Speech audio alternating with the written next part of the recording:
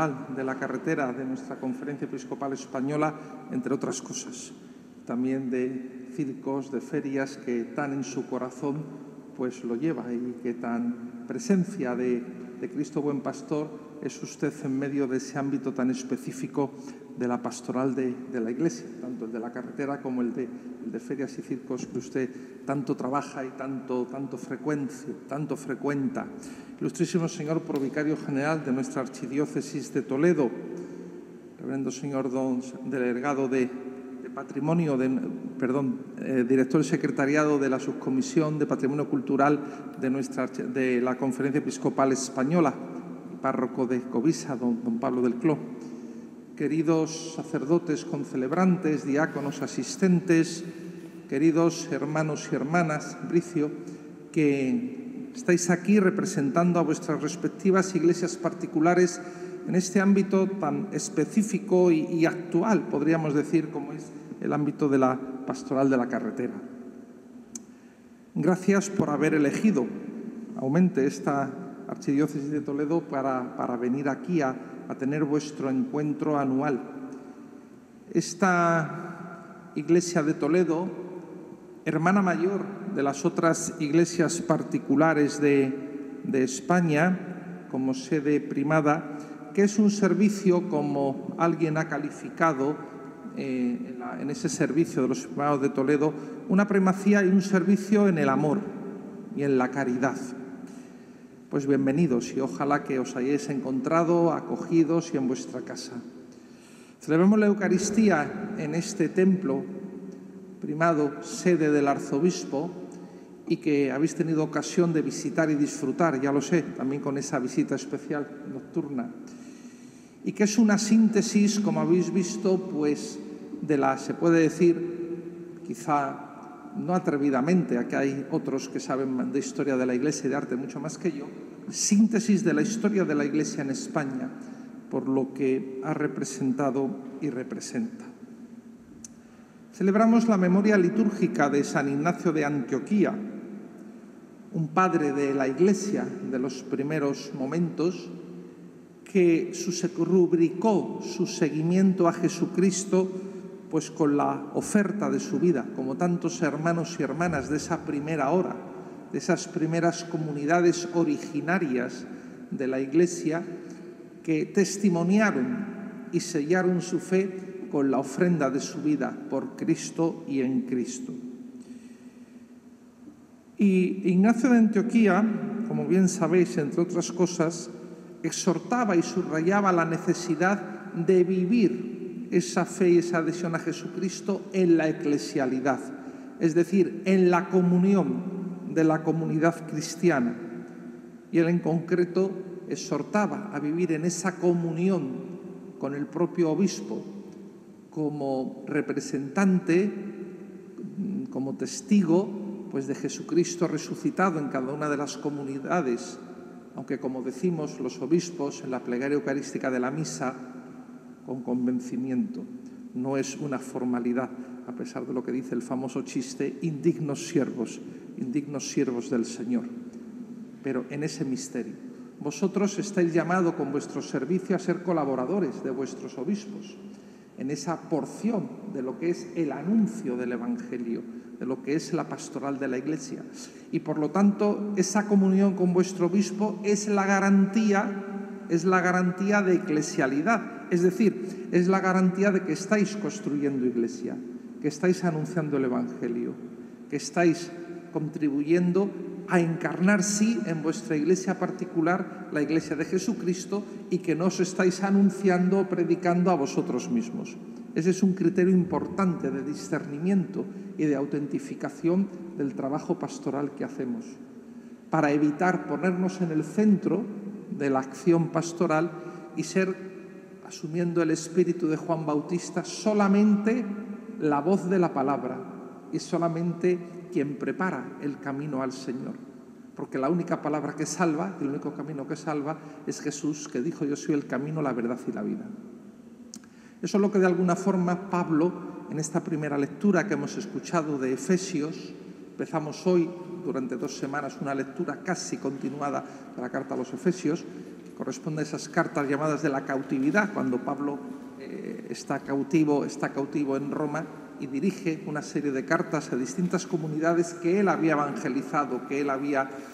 instruido en el Evangelio del Señor Jesús. Y comienza en ese prólogo solemne que rezamos también en vísperas, como un himno de vísperas, que es un canto al misterio de Dios en Cristo y a ese vínculo que todos tenemos con Jesucristo y a esa vocación fundamental, originante, a la que todos hemos sido llamados, de ser hijos en el Hijo, como decían precisamente los santos padres, y por lo tanto hermanos entre nosotros. El misterio de Cristo que inunda, que permea, que transforma, que traspasa toda nuestra existencia humana limitada, con sus luces y con sus sombras, con sus límites, con sus esperanzas y sus angustias, con sus éxitos y con sus fracasos. Todo eso está transido por el misterio pascual de Cristo, muerte y resurrección. Y ese es el fundamento, la base que tenemos que tener para nuestro ser cristianos y para nuestra praxis cristiana, para nuestro actuar, para nuestro ser ministros ordenados y para nuestra praxis, para nuestro ministerio ordenado. Así evitamos el ponernos en el centro del anuncio, en el centro de la acción de la Iglesia.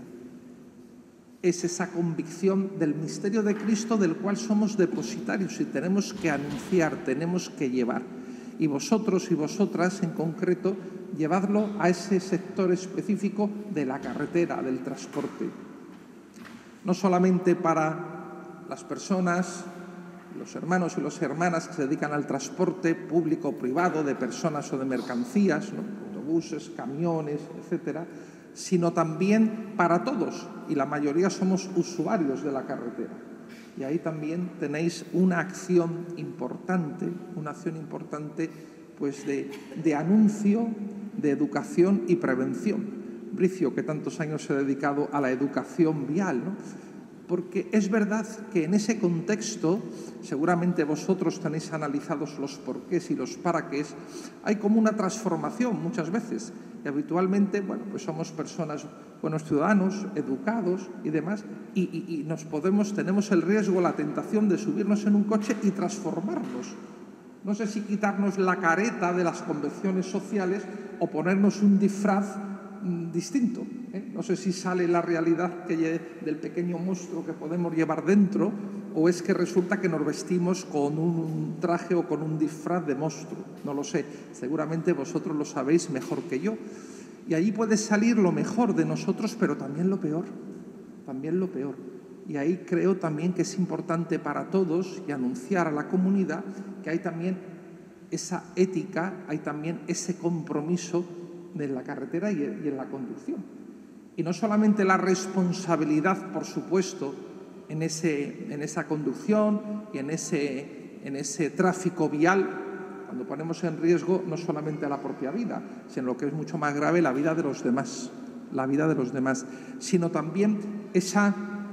ética y ese comportamiento, ¿no?, de agresividad verbal, incluso material, no pocas veces en los que en la carretera tenemos la tentación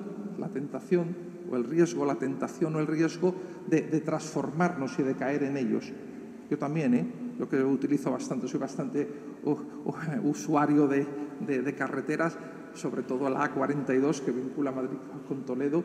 con Madrid, como paso media semana aquí y media semana allá, como bien saben los vicarios, pues claro, yo soy usuario y también a veces uno tiene que lo confieso como obispo, uno tiene que reprimir esa tentación de pegarle a uno una pitada, de no hacer qué, y bueno, pues a veces